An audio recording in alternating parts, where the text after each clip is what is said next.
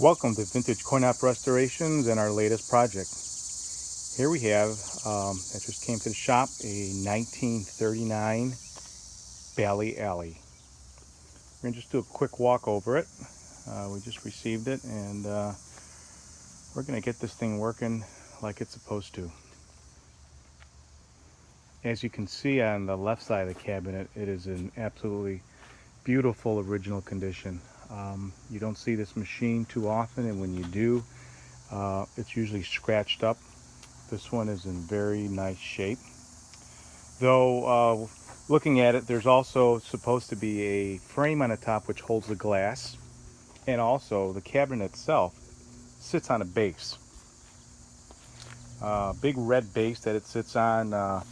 We will show you that later, but we're just going to take a look at the right side here. Very, very nice shape.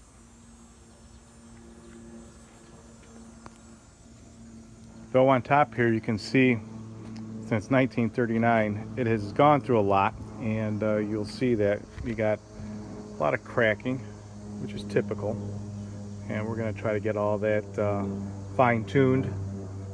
Maybe put some corner brackets there on the top, the left and right, so we can suck that whole thing open and get this thing back in a nice tight fashion.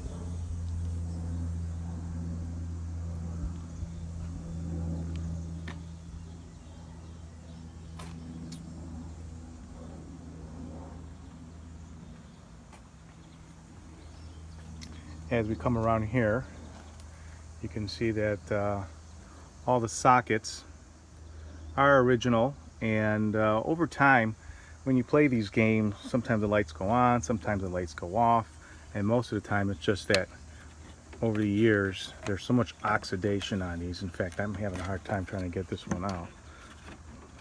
In fact, yeah,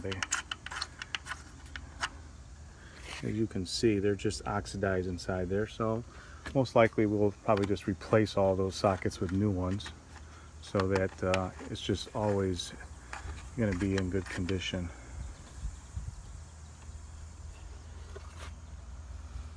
Now, another thing that is kind of a neat feature of this game, different than the Williams 10 strike, where the pins go up, or the Evans 10 strike, these pins move to the left, right, and back, and they disappear behind this really neat curtain.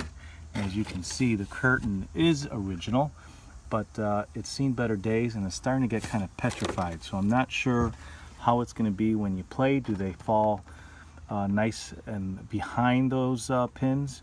If they don't, they should, and we might have to take care of that.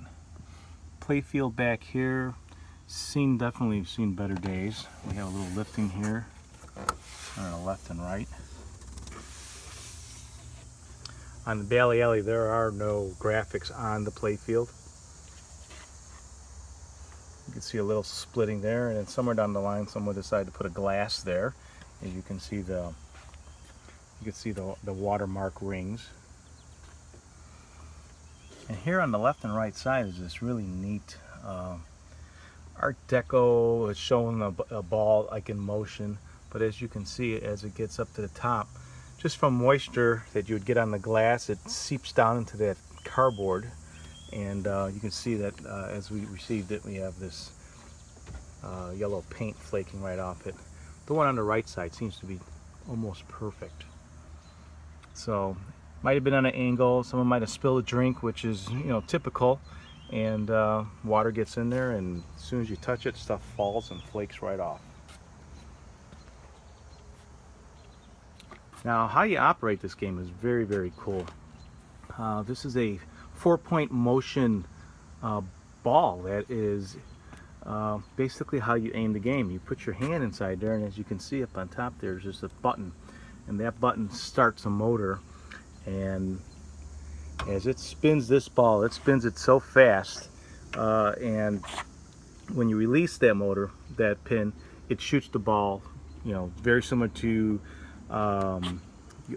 United's Midget Alley, where you have control of the ball spinning, you let it go, and it flies down the bowling alley. And let's just take a look at the size of this little ball here. It's not exact, it's It's probably the biggest ball on all the arcade machines of bowling that I've ever seen. And when this thing gets going, it really sings. And we'll get to that in probably one of our next videos, but we just wanted to go over it really quick.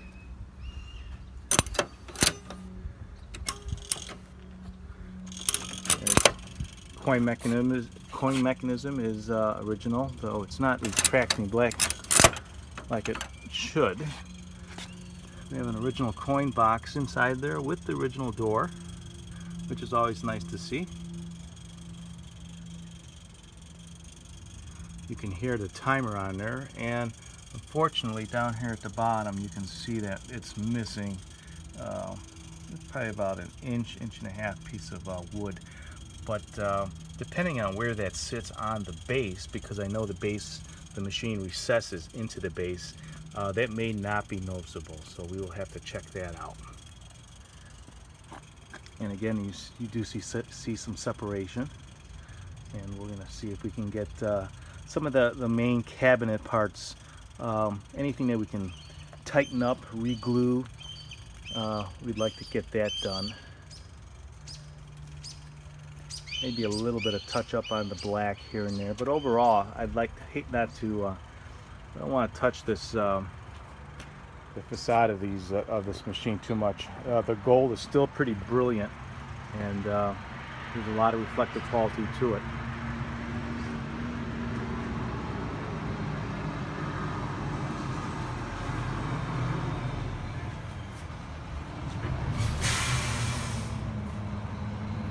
Take a quick look in the back here. In the back, it's fairly simple. You see all your light fixtures there. Now your score is projected not very similar, but basically just like an Evans 10 strike, where the numbers are backwards and reverse, and they are shot through a projector, and they come out on the back of a screen, and when you look at it, it's correct right forward. Obviously, this is your scoring reel, and we'll probably might be your step up for your frame. Is probably what that's going to be.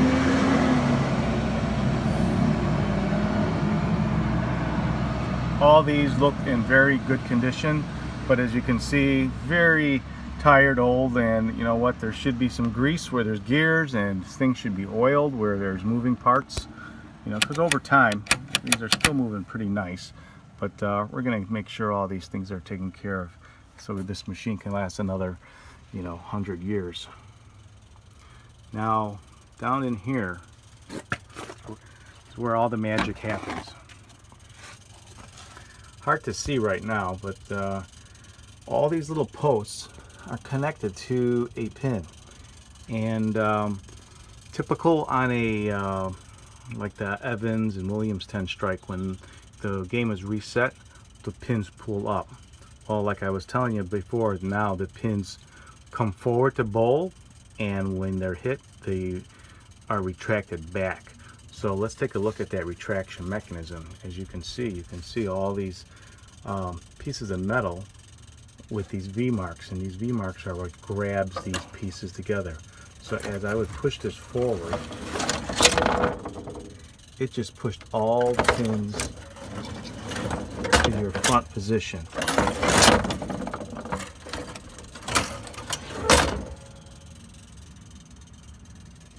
Motor back there looks fairly clean, but we are going to go over that, make sure that motor and the contacts are all detailed very well. These motors do need to be oiled, and who knows when the last time that was done. Though I do see somewhere down the line someone did replace the, sorry about that, someone did replace the fuse holder, so that's a good thing. But overall, the machine has not been really messed with, and is a beautiful representation of an original Bally Alley. Though somebody did decide to take out your tilt switch there. There's usually a plumb bob that sits on there so someone doesn't rock the machine too much. And kind of a neat machine, and on top of it, I'm kind of excited about working on this one. It's the first time it's kind of user-friendly. As you can see, this giant hole on the left and right allow me to get into the machine and work on it, because the actual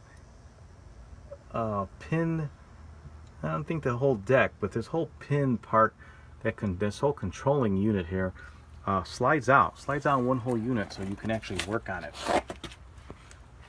So that should be interesting. Though a lot of parts and pieces are very loose. All those things should be reinforced, cleaned up, detailed. But overall, you know, what a great machine. If you have one of these machines for sale, please contact us. If you have one that needs to be restored, we would also love to do the work for you. You could reach us at 630-624-7466. We're located in Chicago, Illinois.